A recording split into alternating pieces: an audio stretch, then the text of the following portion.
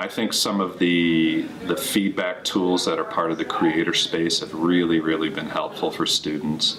And I think that process of metacognition that occurs when they're looking at a rubric I've designed and they're giving feedback to each other and we're talking about whether the feedback was worthwhile.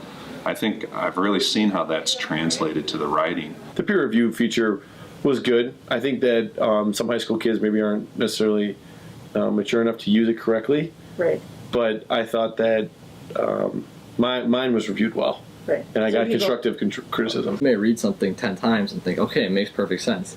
Someone else reads it and it's like, this does not make sense at all. Right. And so being able to sort of throw it out there for people to see before, anonymously, and before you turn it in, I think is a huge benefit, not only for the person whose paper it is, but also for the person reviewing, because it teaches them, helps them with their own grammar, their own spelling. We had a rubric built in on the review part, Right. so I could check to see what my teacher wanted our paper structure to be while I was writing it, Right. all on the same page, which I thought was really helpful, because if I'm writing, you kind of get off on a tangent, and then I could think, okay, well, he really, during this part, my teacher wants me to be talking about how I think the school should fix the issue. Right. So I can keep going back to that. Something like Scholar is really beneficial because it's a platform that encourages and nurtures the social interactions that are so important to the students. From what I've heard from other kids, it's been hugely helpful and in a whole new idea in writing. Because the other thing is, like, a lot of kids don't write as much as they can because they're worried they have to go back and go through it all and everything.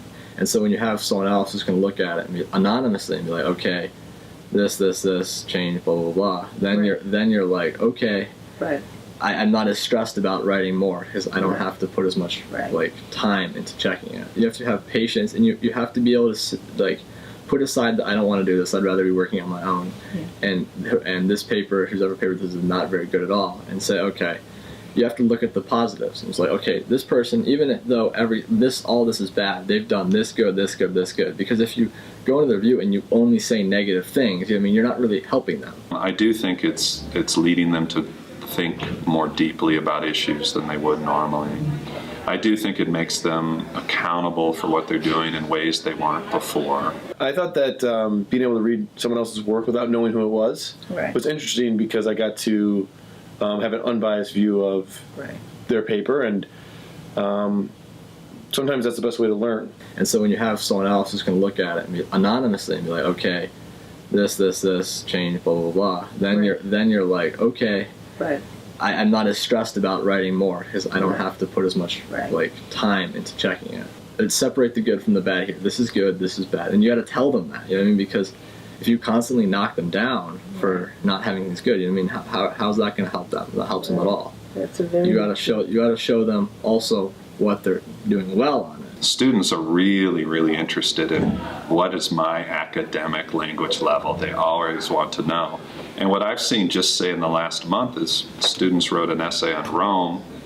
They finished the final draft after the entire writing process, and a group of ninth graders was averaging an 8.7, which was concerning to me. So I said, we're going to double down on this and commit to it. And they just submitted a rough draft of one on Islam, and it's 10.5. And when you can communicate that to students, they get really excited, and it builds their energy and enthusiasm. I think that's really what learning's about, is helping people. Just because I learned something maybe sophomore or freshman year doesn't mean I can't help someone learn it senior year. And that responsibility shouldn't be on the teacher only. It should be on the community of the school. Did you